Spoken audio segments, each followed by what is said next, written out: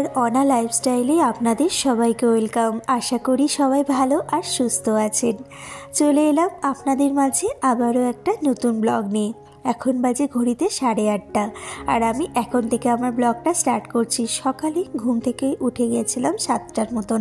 উঠে ঘরগুলো ভালো করে ঝেড়ে পরিষ্কার করে বিছানাপত্র সব কিছু গুছিয়ে নিয়ে চলে এলাম রান্নাঘরে। আর রান্নাঘরে আসার আগেই জামা কাপড় বাসি যত কিছু আছে সব কিছু পাল্টে নিতে হয়। তো তার জন্য সকালই উঠে যেতে হয়েছিল। আর সকালবেলা উঠেই আমি আগে ঘরের কাজ করে নিলাম, তারপরে চলে এলাম রান্নাঘরে। আর রান্নাঘরে এসে ভাবছি আজকে কি বানানো যায়। খেতে তো খুবই ইচ্ছে করছিল, ঝটপটও বানানো যায় এমন কিছু মুখরোচক খাবার। তাই মাথায় প্ল্যান এলো যে আজকে এগরোল বানানো যাক। আর এগরোল বানাতে হলে সময় সাপেক্ষ প্রচুর দরকার। তাই ভাবলাম যে আমরা তো বেসিক্যালি রুটি আর সবজি খেয়ে থাকি, তো আজকে আর সবজি বানাবো না, ডিরেক্টলি আজকে এমন কিছু বানাবো যেটা খেতেও ভালো লাগবে আর সেটা হবে হেলদিও। তাই আটা মাখার সময় সামান্য একটু লবণ দিয়ে নিলাম আর এতে জল দিয়ে ভালো করে মেখে নিলাম। তারপরে ছোট ছোট গোলাকার নিয়ে পাতলা করে বেলে নিতে হবে আর ভালো করে সেঁকে তারপরে এটাকে এর মধ্যে একটু আমি মিলিয়ে নিলাম সস। আর তারপরেই ডিমের অমলেটটা করে নিলাম পেঁয়াজ কুচি, কাঁচা লঙ্কা কুচি আর স্বাদ মতন লবণ দিয়ে। আর এই যে রুটিটা করেছিলাম পাতলা করে, এই রুটির মধ্যে একটু সস মিলিয়ে নিয়ে সেম আকারের আমি এখানে ডিমের অমলেটটা করে নিয়েছি। আর পেঁয়াজ কুচি, শসা কুচি, কাঁচা লঙ্কা আর উপর দিয়ে একটু সস ঢেলে নিয়েছি। এই করে আজকে এগরোলটা বানিয়েছিলাম। সত্যি বলছি খেতে সুস্বাদু হয়েছিল আর এটা ছিল ভীষণ হেলদি। যেহেতু রুটি দিয়ে তৈরি সেহেতু হেলদি তো অবশ্যই হবে। তো বাকি যে আটাটা বেঁচেছিল সেটা আমি ফ্রিজে রেখে নিলাম।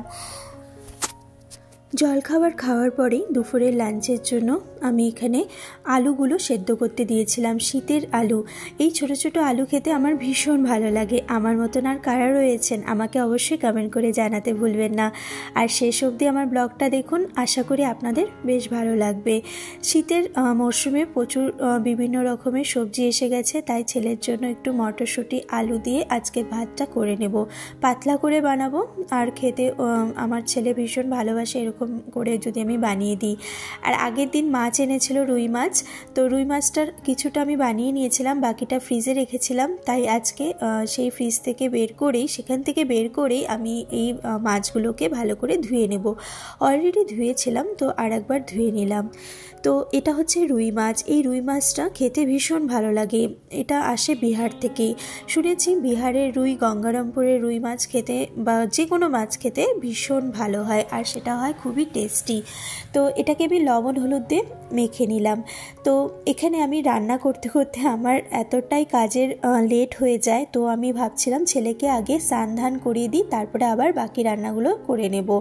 তো এইভাবেই আমাকে কাজগুলো করতে হয়। যখনই কোনো রান্নাবান্না করি তো ঘড়িতে যদি দেখি 10টা থেকে 10:30 হয়ে গেছে, তখন আমি কাজগুলো ওদিকে গুছিয়ে রেখে তারপরে ছেলেকে স্নান ধান করিয়ে তারপরে আবার চলে যাই রান্না করতে। তো এটা আমার বেসিক্যালি ডেলি রুটিন থাকে।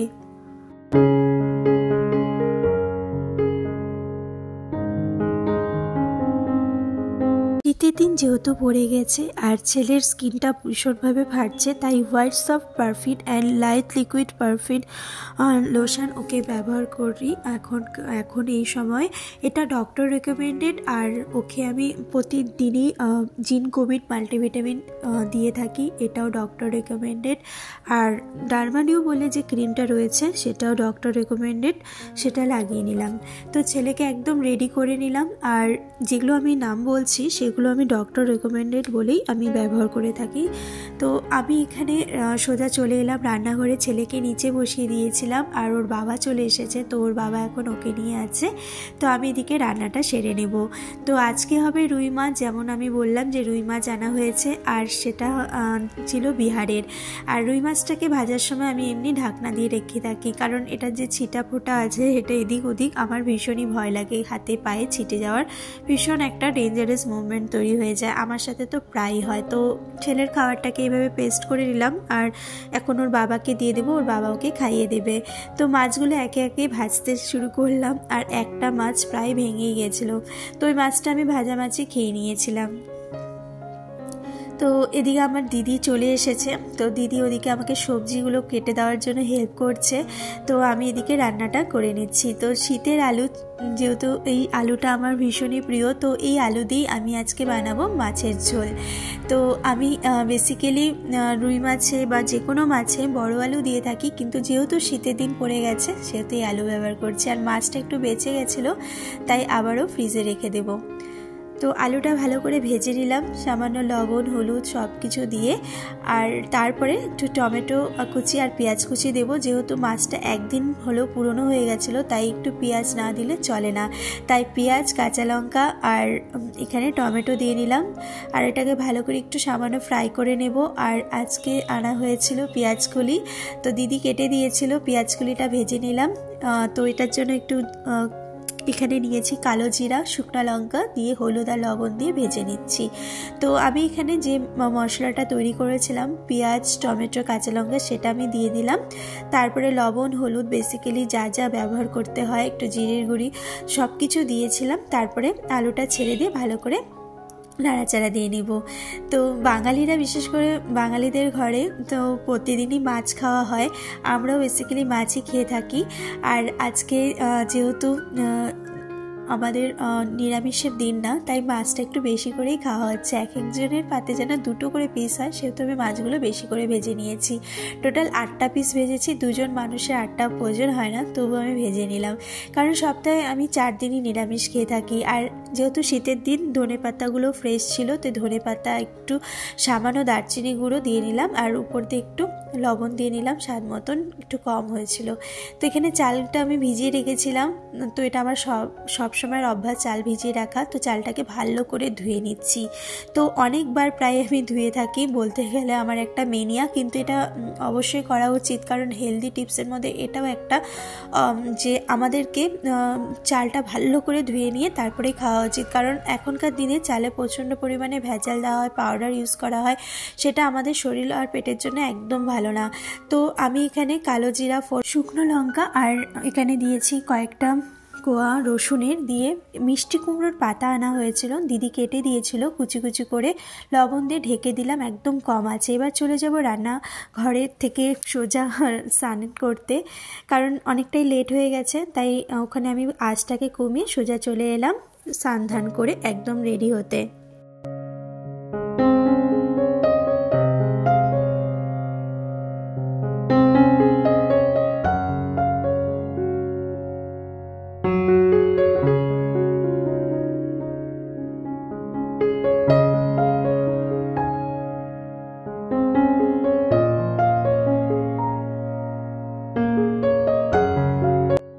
ভাজা হয়ে গেছিলো, এসে দেখি। আর এরপরে আমি শাকটাকে তুলে নিয়ে মিক্সি জারে এটা ভালো করে পেস্ট করে নেব। ঠিক শুনেছেন, মিক্সি জারে পেস্ট করলে এটা যে খেতে হয় ভীষণ ভালো হয়, কারণ কালো জিরা রসুন দেওয়া হয়েছিল। তো বলতে গেলে এটা পাতা বাটা বলা হয়, যেটা আমরা শিলপাটায় বেসিক্যালি বাঙালিরা করে থাকি, কিন্তু আমার কাছে শিলপাটা নেই যেহেতু, তো আমি মিক্সি জারেই করে থাকি। তো এরপরে ছেলের খাবারটা বসিয়ে দেব। ভাতও হয়ে গেছে আমাদের, তো ছেলের জন্য একটু ডাল চাল ভিজিয়ে রেখেছিলাম, আর এখানে গাজর মিষ্টি আলু আর মটরশুঁটি দিয়ে ভাতটা দুপুরের জন্য ওর জন্য বসিয়ে দিলাম। তো আমাদের তো খাওয়া দাওয়া বেশ কমপ্লিট হয়ে গেছে, ছেলের খাবারটা বসিয়ে দিয়ে আমি চলে এলাম সোজা বারান্দায়। খুব সুন্দর রোদ উঠেছে, আর শীতের রোদে একটু দাঁড়াতে আমার তো বেশ ভালো লাগে। আর শীতের দিনে কমলা লেবু খেতে আমার আগাগোড়াই প্রিয়। তো রোদে আমি বাসনগুলো শুকোতে দিয়েছিলাম, সব কিছু আমি গুছিয়ে নিলাম। এরপরে সকালবেলা অনেক রকমের সবজি আনা হয়েছিল, সেটা আর গুছোনোর টাইম পাইনি, তাই আমি এখন সবজিগুলো গুছোতে চলে এলাম। তো এখানে অনেক কিছু আনা হয়েছিল, যেমন বেগুন থেকে শুরু করে শসা, গাজর, পালং শাক, সিম, তো সব কিছু গুছিয়ে নিলাম। আলুগুলো এখানে আমি ব্যাগে নিয়ে উপরেই রেখে দেবো, আলু আর ফ্রিজে রাখি না। তারপরেই আমি চলে আসবো ছেলের কাছে, ছেলেকে একটু খাইয়ে দেব। তো খাবারটা আমি খাওয়াবো। আর এখানে নিচে এসে দেখি এত জামা কাপড় একদম ভাবে বলতে গেলে লোড হয়ে গেছে, এগুলোকে সরিয়ে দিয়ে বিছানাটা পরিষ্কার করে দুপুরে ঘুমোতে যাব। তো একটু রেস্ট না করলেই নয়, কারণ এত কাজকর্ম করার পরে যদি একটু রেস্ট না হয় তখন শরীরটা একদম ছেড়ে দেয়, তাই দুপুরে একটু 1 ঘন্টা হলেও ঘুমিয়ে নিই। ঘুম থেকে বিকেলে উঠে দেখি ওর বাবা আমাদের জন্য চাউমিন এনেছে, আমাদের বলতে আমারই জন্য। তো চাউমিনটা ছিল ডিম দিয়ে তৈরি, তো এটা খেয়ে নেব। বেসিক্যালি বাইরের খাবার আমি অ্যাভয়েড করে চলি, খুবই কম খেয়ে থাকি, কিন্তু আজকে যেহেতু এনেই ফেলেছে তো না খেলেই নয়, তো খাবারটা খেয়ে নিই, ঘরটা গুছিয়ে নেব। দুপুরে ঘুমানোর পরে বিছানাটা এলোমেলো হয়ে গেছিলো, তাই সেটা একদম চোখে লাগছিল না ভালো, তাই আমি ঘরটা ভালো করে গুছিয়ে নেব। ঘর দুয়ার যদি না গুছানো থাকে আমার একদমই ভালো লাগে না, তাই আমি ঘরটা ভালো করে গুছিয়ে নিব। আর শীতের দিন তো দেখছি এখন ঘড়িতে মাত্র বাজে 5:30, আর বাইরে কুটকুটে অন্ধকার হয়ে গেছে। আর জামা কাপড়গুলো তুলে নিলাম, আর এরপরে এগুলো সবগুলোকে গুছিয়ে নেওয়ার পালা।